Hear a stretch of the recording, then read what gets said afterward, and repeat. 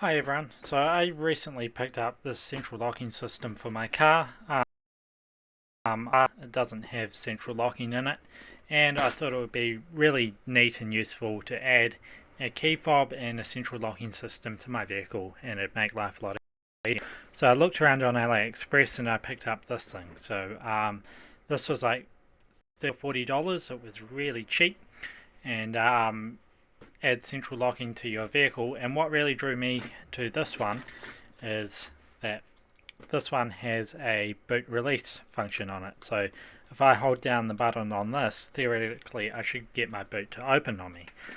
I think that's a great idea in that as is, I have to get my keys out, open the door, fish around under the seat for the cable, pull the cable, the car, and open the boot manually. This here would be really handy in that if I've got a load of groceries with me, got my arms full, I don't even have to unlock the vehicle, I can just go directly to the boot. So that's why I really like this system. Before I started with this though, I thought that I'd bench test everything, make sure it works, and see if I can get all the features to work. And I really struggled on getting the boot release motor to operate. So when you order a kit like this, what it comes with is it comes with the module itself, with a master actuator. So this just has two wires for actuating it and some micro switches. So when this moves, it knows and it can command the other ones to do the same, unlocking your whole vehicle. And it comes with three actuators for each door, a couple of key fobs, and it comes with a whole bunch of wiring I have strewn under my bench. And it comes with the instruction manual. I'll put a scan up on the screen, or I can probably just talk about it like this. But we have the blue wire coming out into our trunk release motor. Now when I had this powered up on the bench, I would hold the button on it, so for 3 seconds I would do that, and the box would click and make the noises like it was releasing the boot, but the actuator would not do anything.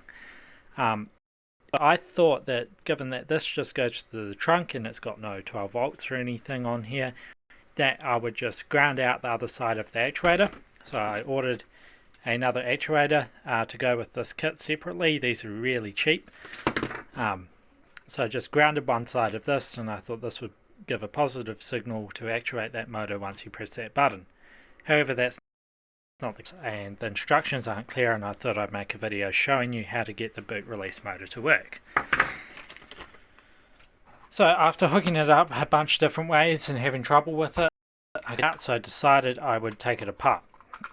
And I will grab the accessory harness.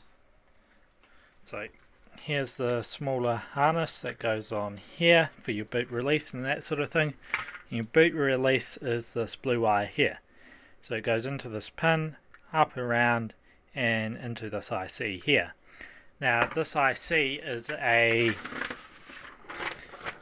ULN 2008.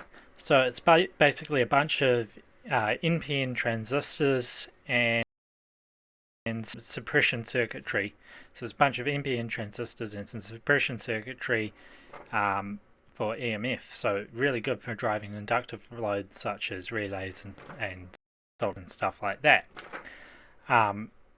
So all this is doing is it's pulling this blue pin down to ground through this driver. However, these actuators, they take a lot of current. They take more than the current limit on my 3 amp supply, so they take quite a bit of juice to get them going. This can only supply like 500 milliamps or so. So you need to build a relay driver circuit in order to actuate your boot motor to make it release. So here's what I came up with. So we have our module here, we have our 12 volts into it and our ground to power it. Then inside we have this, so we've got our standard ones like our master and our 3 slaves, and then we have the boot release. It's not brown, it's blue. However, it goes through this ULN driver which pulls it down to ground, and to hook a relay up to this we need 12 volts on one side of the coil of the relay, and we need this to pull it down to ground. This diode here is for EMS suppression. So turn the relay off, there's a huge voltage spike, and this just snubs that and protects the circuit. This diode isn't necessarily needed because this ULN driver already supports that. However, it's always a good idea to practice this sort of stuff and put the diode in there anyway, that suppression diode. Then what I had was volts going into the contacts of the relay. So when this relay clicks on, it puts power on its output pin, and it drives the actuator for your boot motor, which is then grounded. So I'll just hold this up, so if you need to pause the video, you can do this. However, it should be fairly straightforward in that we have this pin pulling down this relay, and we need to power the relay some way, and we need to power our boot actuator motor. So I have been messing around with this for a bit. I've come up with this contraption with motor across it, really dodgy like. I've proven that this works. So in order to drive one of these, you're going to need a relay, you're going to need a diode, and you're going to need to build one of these circuits. In terms of relays, here's a couple I just pulled out of my parts box that I think would be suitable. So JS112F. I think I'm probably going to use this one. I just figure the bigger the better. And then the smaller Omron relays here, that's the part number there, but I'm probably going to go with one of these, build up a little circuit board that'll actuate my boot motor, and all will be happy days.